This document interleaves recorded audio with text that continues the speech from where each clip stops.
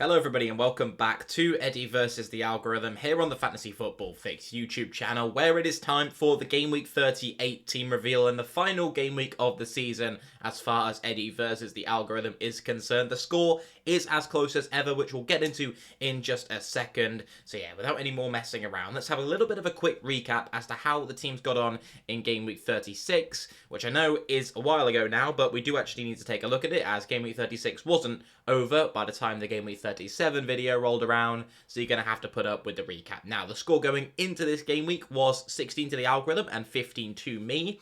And to be honest, the Algorithm was rather disappointing in Game Week 36. Not too many of the high scorers picked up. Disappointments like the Arsenal assets with Saka and Jesus, who the Algorithm took a little bit of a punt on. You probably would say they weren't the most popular assets going into this particular game week. Missed out on a couple of picks at the back like Estupinian as well, despite having Trent and Trippier.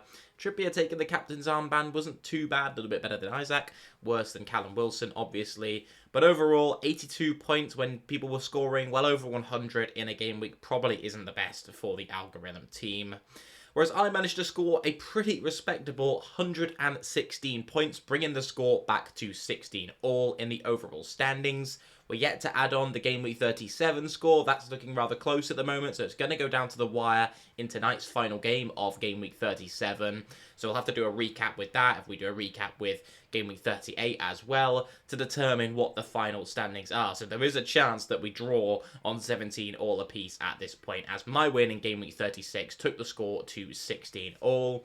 Was rather proud of this. Didn't put the captain's armband on Wilson was probably my only regret. The front three did well. The Brighton assets did okay. Going with Estupinian worked out well as well. We had Luke Shaw's points off the bench for Diogo Dalot, which worked the charm. And taking a punt on the United defence, going with a double up there, did actually seem to pay dividends. So 116, I was rather happy with that. Game Week 37, as mentioned, is still yet to conclude.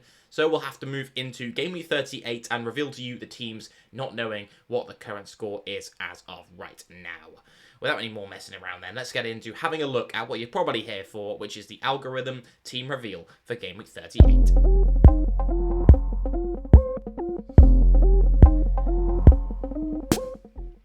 So it's worth noting, and just having a disclaimer from the start, I suppose, that Game Week 38 is going to be a nice chance to go with some differential options.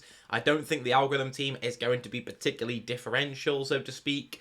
I don't think that many players here are going to be ones that haven't performed well throughout the season, really, due to the fact that the Algorithm scores are calculated based on this kind of expected minutes, and it's hard to factor into it that there's mass rotation on the final day, and the Algorithm doesn't really have a way to predict that. So you're probably going to see some more of the sure starters with the high expected minutes in this side, who've been relatively consistent throughout the season, as that's what it's got to go on when making its predictions. And starting off with the goalkeeper is going to be Alisson of Liverpool. Southampton away is a pretty nice fixture, you'd have to say, for the Reds. It's hard to predict any team getting a clean sheet on the final day of the season, let alone in an away fixture. But Alisson has performed relatively well, and I don't think we're going to be looking at a triple-up outfield on Liverpool in this side, or on any side really, in Game Week 38. So I do not dislike it at all, going with Alisson between the sticks. In defence, we're going to see a back three of another Liverpool asset in Trent Alexander-Arnold, alongside Mitchell of Crystal Palace, and then also Luke Shaw. And I think Trent and Luke Shaw, we know why they're good picks. Not really any real need to discuss those two. Both have pretty decent fixtures as well. Luke Shaw back at left back makes him even more appealing. And Mitchell of Crystal Palace, perhaps wouldn't go for him out of the Crystal Palace boys. There's Mark Guehi as well, but I don't think there's too much hope of an attacking return from either. Nottingham Forest at home is a pretty nice fixture. Forest are one of those teams that are a lot better at home, so they'll be away at Crystal Palace, which makes their assets a little bit less appealing, I suppose. But I could still see some decent goals in that game, a decent number of goals. And yeah, I'm probably going to be saying that about every single fixture this week, but I don't think there's going to be a clean sheet in that one for Crystal Palace if I had to go with my gut feeling and what I've seen from both sides over the last couple of weeks. In midfield, I suppose it's going to be Mohamed Salah taking that captain's armband. Of course it is. He's for Liverpool and rounding off the triple up away at Southampton. We've then got Marcus Rashford against Fulham at home. He's back in training and looks like he's going to start the game tonight for Manchester United. So should be back, and hopefully if he doesn't get injured, he'll be available to start that one for the Red Devils in their final game. They might have already secured Champions League football by the time the game against Fulham rolls around. They only need 1 point from their last two fixtures, so Whether that's going to mean any slight rotation in game week 38 for Ten Hag's side, I'm not too sure. He's not shown many signs of starting the likes of Garnacho, etc. But if Marcus Rashford is carrying a little bit of a knock, he's been ill recently as well, I suppose there is a slight chance that he's rotated in game week 38 in preparation for the FA Cup final that they've of course got going up against Manchester City. We've then got two Arsenal midfielders coming in, so Odegaard and Saka, as kind of those options I was alluding to when mentioning players who've been consistent throughout the season. They've got Wolves at home, which is a pretty nice game. Neither side have anything to play for already, with Man City wrapping up the title already. So Saka and Odegaard, still decent picks, I suppose. And then Elise is one that I do like for Crystal Palace. Nottingham Forest, as mentioned, away from home, pretty poor defensively. So yeah, Elise and his teammate, who we'll get onto when we talk about my team, definitely look like strong differentials for this game week. And then finally, up front, we're going to see Gabriel Jesus and then Harry Kane. So no room for Erling Haaland in this side, which I think is probably wise, given his expected minutes. He started the last game. If I had to predict, which as much as you can do with Pep, I suppose, I would say that Haaland gets benched in this one and that Alvarez starts the final game of the season. They've got two finals coming up, Man City. I don't see any way where Haaland's going to come in and play 90 minutes against Brentford, who have looked in pretty good form recently as well, which is worth mentioning. On the bench then, we're going to see a bench of Edward Tarkowski of Everton, who I think is quite interesting of an option, and then Lindelof, finally, the cheap Manchester United option on the bench there, as well as Jordan Pickford as a goalkeeping pick. So really backing the Everton defence as well, it seems, just didn't manage to squeeze any of them quite into the starting 11. But that is the algorithm points prediction, 63, and this is the team that is predicted to get those 63 points. Now let's have a look at how it compares to my side, shall we? I have made quite a number of changes. In fact, my team looks almost completely different.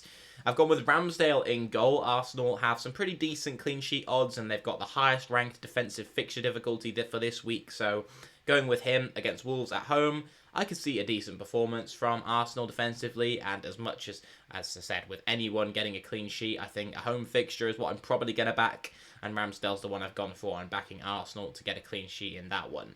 I've then gone with Trent and Shaw, kept them in the side, but I've gone with Yerry Mina of Everton. He's got a pretty nice expected FPL points total per 90, which I've used and found on the OptaStats tool on Fantasy Football Fix. Links in the description if you want to try that out for yourself. It's how I decide on bringing in all my players, basically, with transfers. I use it every week for my tools and my decision making.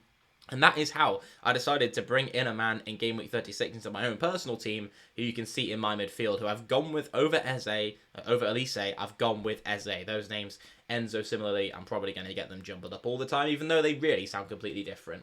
So I've gone with Eze, and I think it's mainly due to the fact that he's got more goal threat. Elise's got more assist threat, you'd have to say.